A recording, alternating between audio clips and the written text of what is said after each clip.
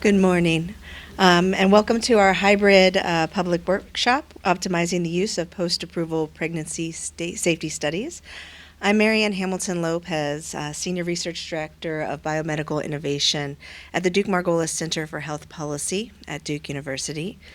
I have the pleasure of advancing my own slides, doing this welcome, and also trying to navigate between a hybrid world when I've been on Zoom for the last few years. So we're all into this together. And for those of us on the screen, good morning. This workshop is supported by the Food and Drug Administration under a cooperative agreement with Duke Margolis and will fulfill a Prescription Drug User Fee Act PDUFA VII commitment. PDUFA VII includes an FDA commitment to develop a framework to identify and meet the regulatory needs of identifying optimal studies to obtain safety data in the post-approval setting in pregnant individuals when there is little to no existing data. Today's public workshop is being held to introduce a draft framework and solicit public input on post-approval pregnancy safety study design, types, challenges, and needs. We recognize that there are other important clinical needs for pregnant women, maternal, fetal, and infant outcomes, and have looked to incorporate those issues in various Day 1 workshop sessions. Day 2 focuses specifically on the draft framework, looking to identify optimal studies to obtain safety data and pregnancy data post-approval. We invite your feedback and comments during this meeting, and will remind you often of our hope that you submit comments on the draft framework to the docket prior to its closing day of November 30th, 2023.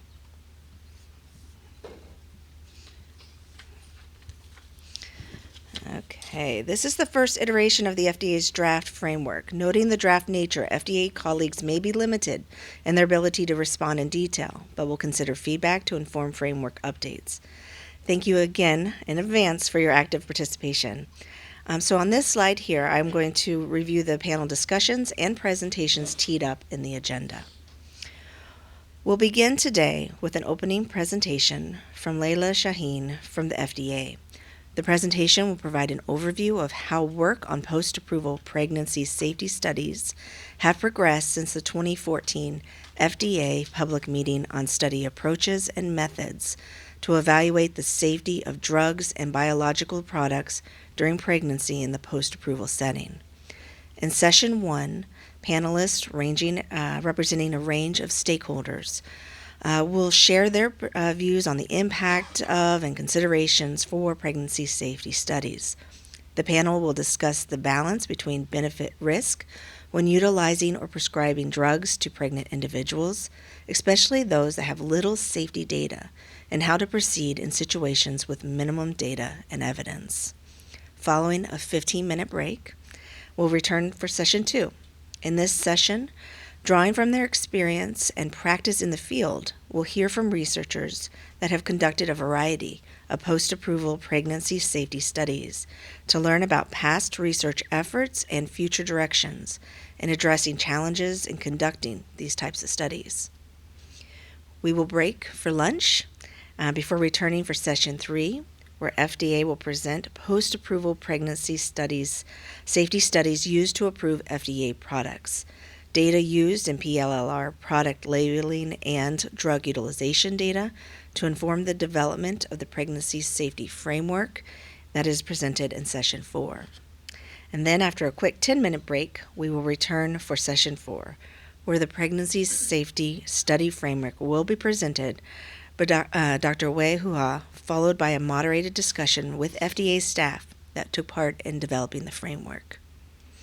We'll then wrap and adjourn day 1 of this workshop around 4:30.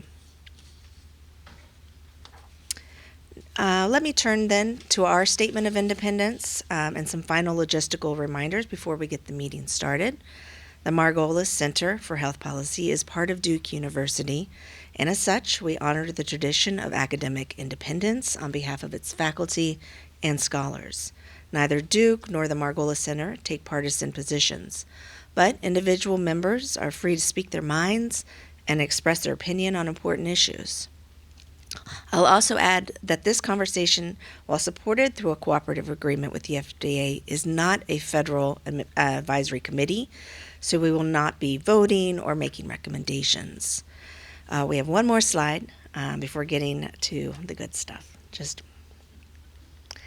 As this is a hybrid public workshop with both in-person and virtual attendees, we will not be moderating the Q&A in Zoom, since many of our in-person attendees may not have access to the Zoom Q&A. We'll be using the Q&A platform called Slido for live questions and comments. If you would like to ask a question during the meeting, you can use this platform to submit questions and comments. Your submissions will be monitored by our team and passed along to the moderators to be included in discussion sessions, time permitting. We suggest that you take a moment to log into the Slido by scanning the QR codes or navigating to slido.com and entering the code PregSafe. This applies to both in-person and virtual participants. Again, please note we are not going to be monitoring the Q&A function on Zoom, so please use Slido for all questions and comments. Finally, a reminder that the meeting materials, including the agenda and speaker bios, are available on the Duke Margolis event website. For those in person, you can access them using the QR codes you received at registration. We will also be recording this meeting and posting the recordings on the Duke Margolis website for future reference. Now, it is my pleasure to introduce you to our presenter on the role of post-approval safety studies, Leyla Sahin. Thanks. Thank you.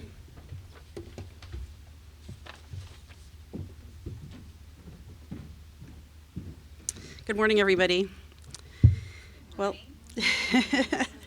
it's great to see all of you in person, and it's just amazing how many people have signed up for this workshop. Over 1,000, almost 1,000 people have signed up. So hello to all of you online as well. I know how hard it is to be here in person now that we have the capability to have these meetings where you can join online. So I really appreciate everybody who traveled to make it here in person.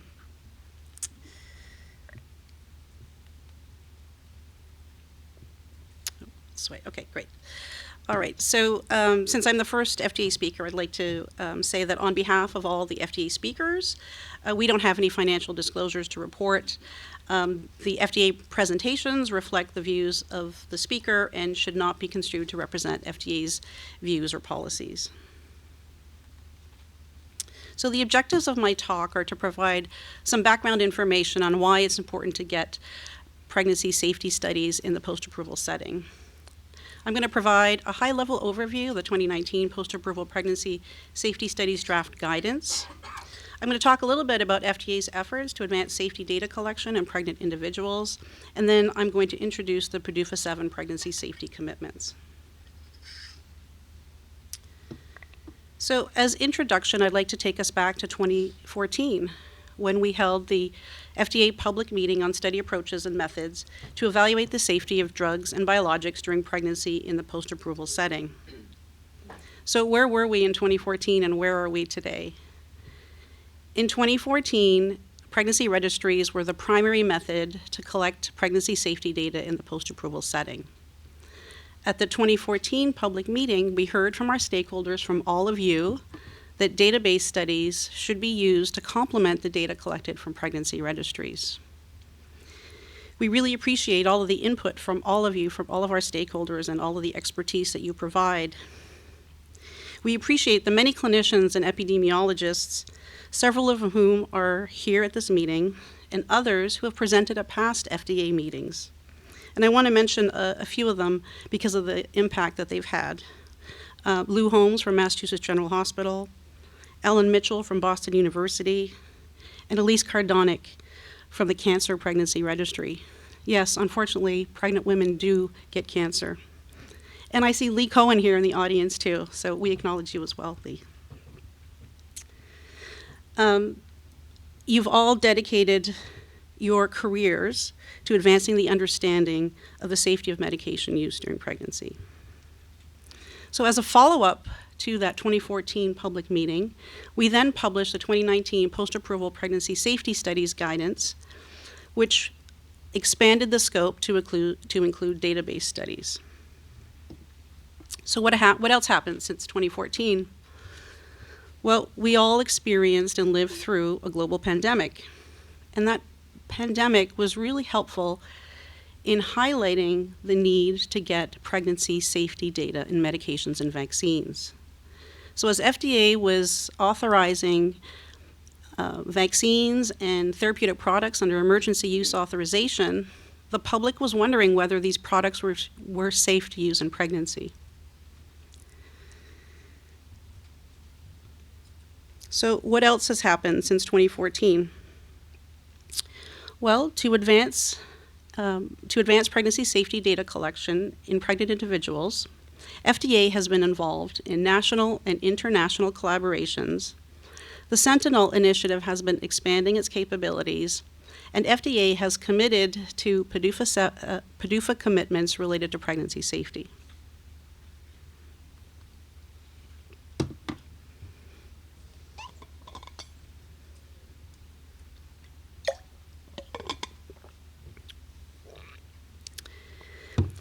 So why are we all here today? Why are we all here for this meeting? Well, the reason that we're all here is for the 5.5 million individuals who get pregnant in the US every year who have to decide if it's safe to use their medication or vaccine. Pregnant individuals may need treatment for chronic conditions like depression or inflammatory bowel disease. Or they may develop acute conditions in pregnancy like nausea and vomiting in pregnancy. And they should not have to be in the position of having to decide whether to take their medication or their vaccine without knowing if it's safe for them or their baby. So the current regulatory environment is that pregnant individuals have historically been left out of drug development trials, which means that the default position is that most drugs are approved with only non-clinical reproductive toxicology data, which is why it's so important to get human safety data to inform labeling and to inform clinical care. And this happens in the post-approval setting.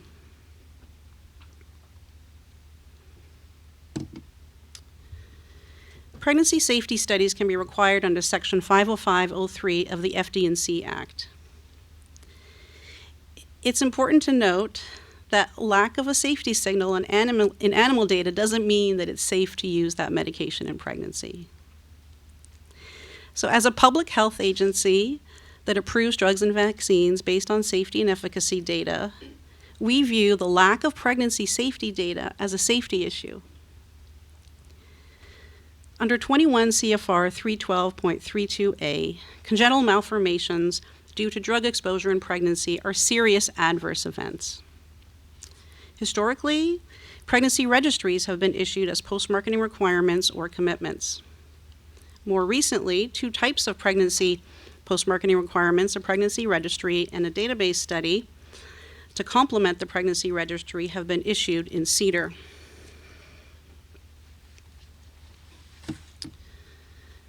So to get a better understanding of trends in post-marketing requirements, we had an ORISE fellow do a review of pregnancy and lactation post-marketing studies that were required by the FDA.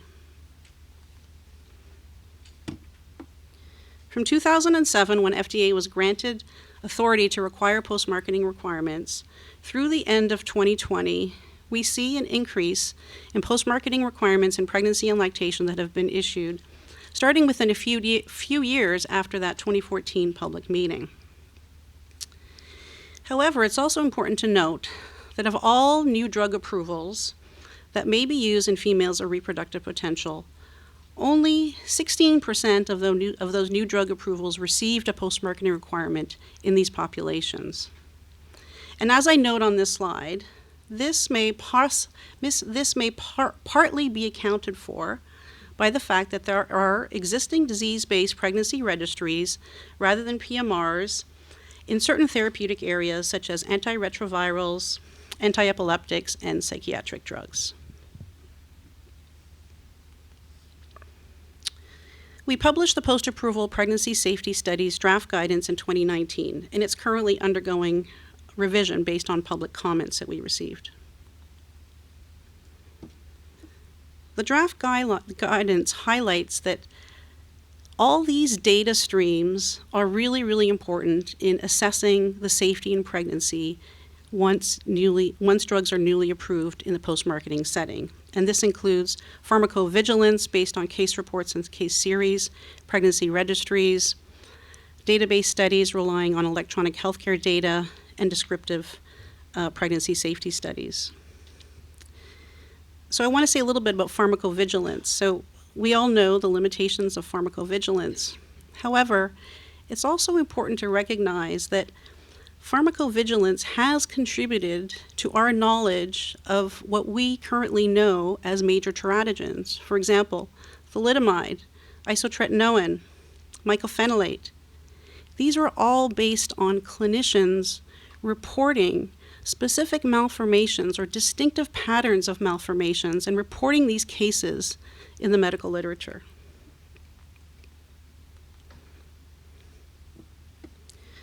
Pregnancy registries are prospective observational cohort studies where pregnant individuals are enrolled and then followed until the outcome of the pregnancy occurs.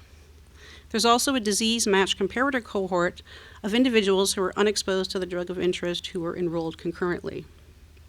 Infants are followed up to at least a year of age. Outcomes that are assessed include major malformations, patterns of malformations, miscarriage, pregnancy termination, stillbirth, preterm birth, small for gestational age, etc. Advantages of pregnancy registries are that they can provide real-time prospective data collection and can serve as an early warning system for safety signals in newly approved drugs. Clinical data are obtained from the pregnant individual who can confirm that the drug was actually taken. The pregnant individual can also confirm when the drug was taken in terms of gestational timing of exposure. And this is really, really important because we know that the etiologically relevant window of exposure of organ development is week 3 to week 8 post-conception. And so this is really important information in terms of understanding exposure status when a birth defect is identified.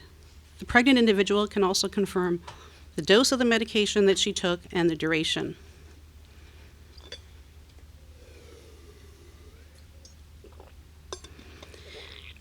The pregnant individual can also provide covariate data, such as smoking information, alcohol, drug use, etc., and can also provide rich clinical information like past obstetrical history, family history of birth defects and genetic syndromes, etc., all of which are really helpful in providing context when a birth defect is identified.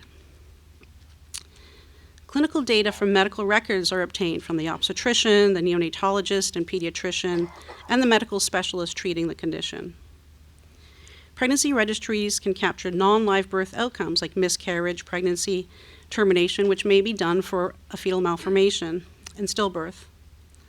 The medical records of the infants with birth defects are reviewed by clinical experts, thus allowing for clinical input and clinical judgment.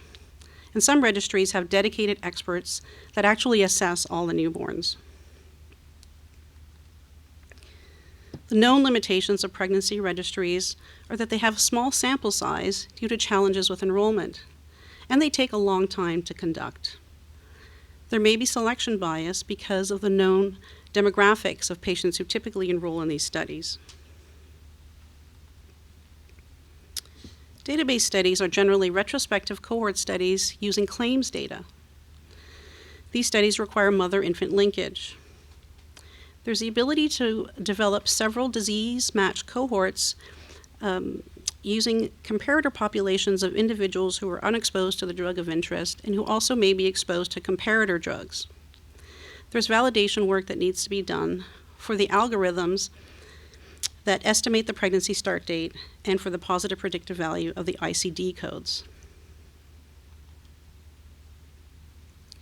The advantages of database studies are that they have the potential to have a larger sample size and greater power, and they can potentially assess specific malformations rather than a composite outcome of major malformations overall, which is typically what pregnancy registries do.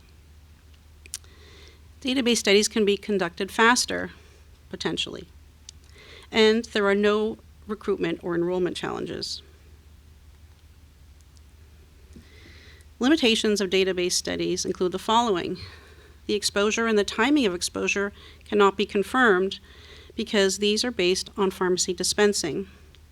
This is particularly problematic for drugs that are used on an as-needed basis, such as acute migraine medications or pain medications or acute asthma medications. There's potential exposure misclassification because the estimates are based on algorithms. There's potential outcome misclassification because the outcomes are based on ICD codes. Non-live births are poorly captured because miscarriages and pregnancy terminations may be occurring outside the healthcare system without a claim.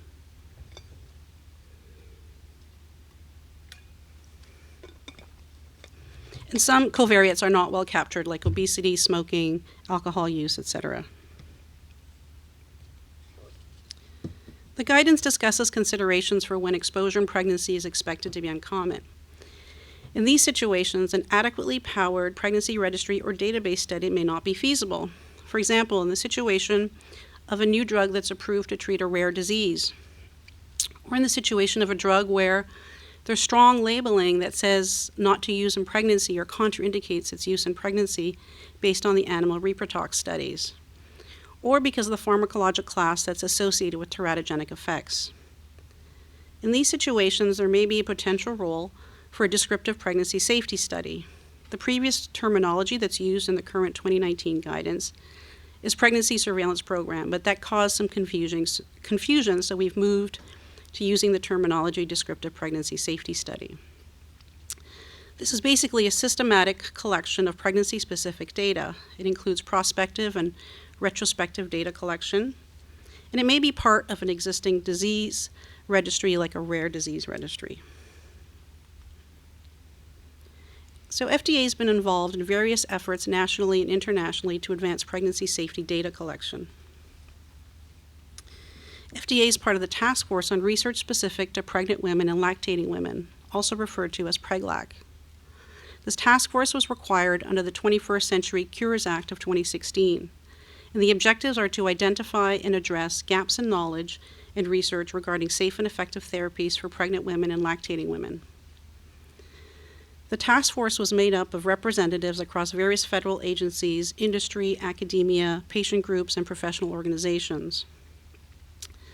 Reports and recommendations were submitted to HHS in 2018, and then an implementation report was submitted in 2020.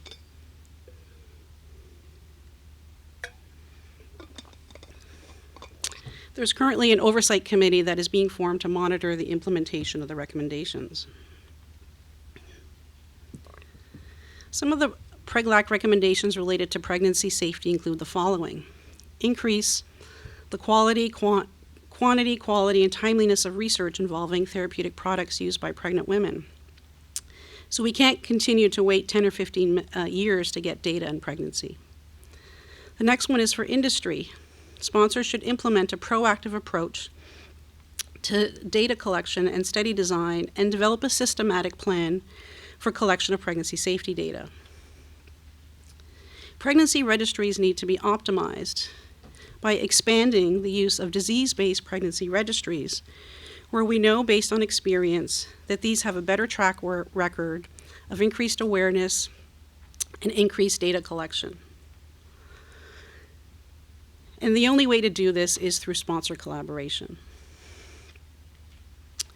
Facilitate access to data and transparency of pregnancy registries, similar to what the Antiretroviral Pregnancy Registry does by publishing their results every 6 months.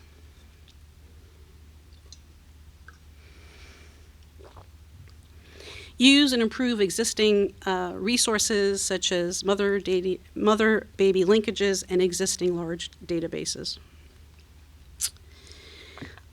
FDA has also been involved in global efforts to advance pregnancy safety data collection through the formation recently of a pregnancy and lactation cluster, where we meet regularly with EMA, MHRA, and Health Canada to discuss scientific and regulatory issues related to these populations.